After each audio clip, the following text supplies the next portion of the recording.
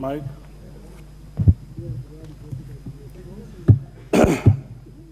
Mr. Speaker, sir, my name is Wanami Wamboka from Bumula constituency.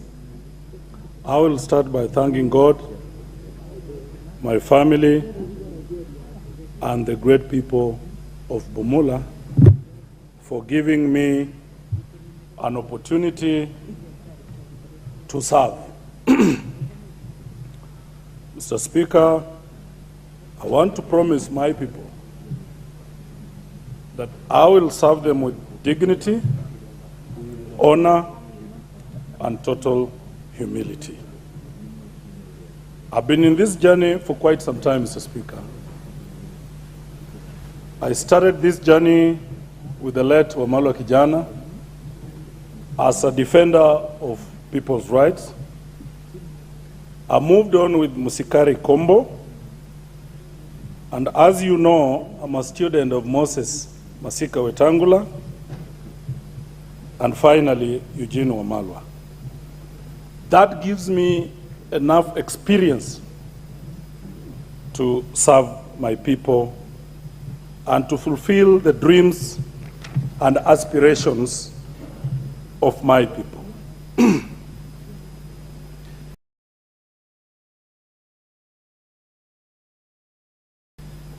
I want to speak to the speech given by the President, and I want to start on a point, I think point number 14, where the President promised to lead an administration dedicated to the just and fair government of all Kenyans in order to deliver a Kenya for everyone. That's where I'll start, Honorable Speaker. I'm sure every Kenyan is aware that going into the election and after the election, the President got 50+1,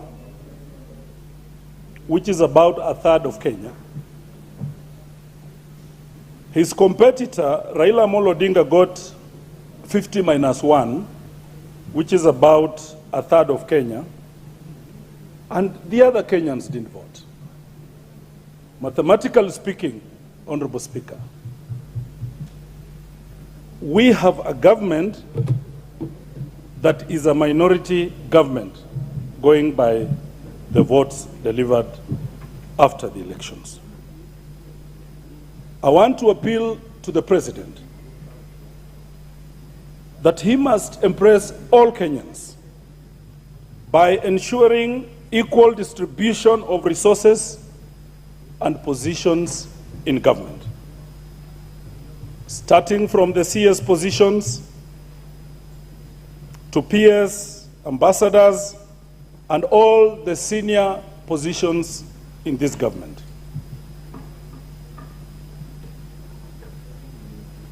Honorable Speaker, every Kenyan must feel part of this government. The President must navigate as much as he can to make us all feel Kenyans. I'm also aware about some naked truth that very many people would not like to talk about. We have a Kenya of 43 tribes, which has only had all the presidents from 2 regions of this country. I want to now address the Honorable President that there is some volcano brewing in this country that we want him to come and heal, or else it will erupt. I come from a region that has been neglected in terms of government projects, in terms of resource distribution. Honorable Speaker, I yearn for a day a Samburu will have a choice or can be president of this country. A Yan for a day, a Kamba, a Luya, a Luo, a Turukana can get a chance to be president of this country. The day that happens, then we start talking. I know very many people will be uncomfortable with that, but that's the reality of the matter. We want a clear, fair distribution of resources. I said, Honorable Speaker, the region I come from is marginalized.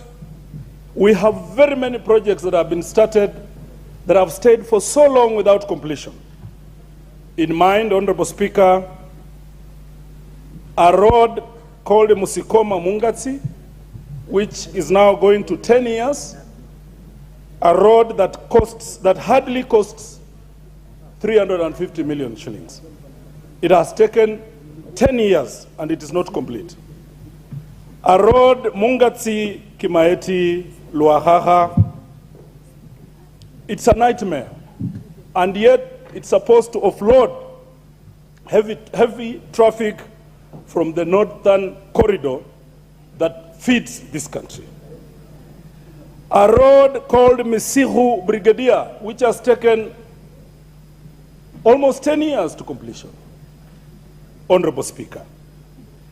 A road from Dorofu that links Kakamega County and Bungoma County, Dorofu Musikoma, which has also taken all these years. Whereas we have seen new roads coming up, dual carriages, from Nairobi to Nyeri, for instance, started the other day, it's now into completion.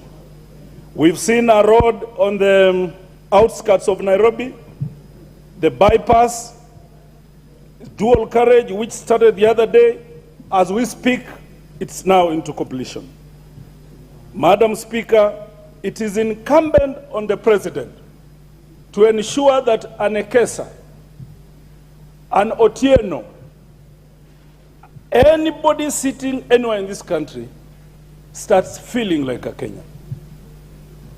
Because at this point, it's not necessary to be bringing presidential ballot papers to other parts of this country.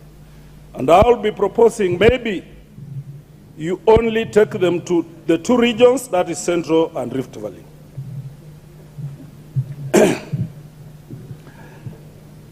Honorable Speaker, my attention also goes to the economic situation of my region, which is largely agricultural. I've seen government interventions trying to address and heal the problems of the Majani people and the problems of the Kahawa people. I want to plead with the President and his government.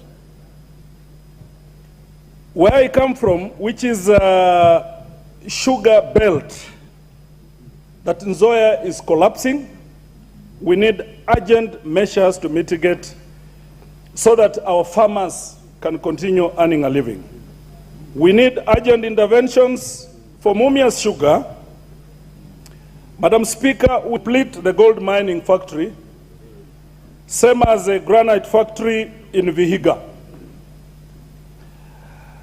My heart still bleeds, Madam Speaker, when I imagine how the mighty pan paper was sold and collapsed the economy and the imagination of the great people of Webuye. Very soon, we are going to revisit that affair, and Mr. Rai must be brought to book, brought to account, because there is no way we could have sold pan paper for less than $1 billion shillings, whereas pan paper has a property in the Mudaiga, in the outskirts of Nairobi, one property that costs 1.4 billion. Madam Speaker,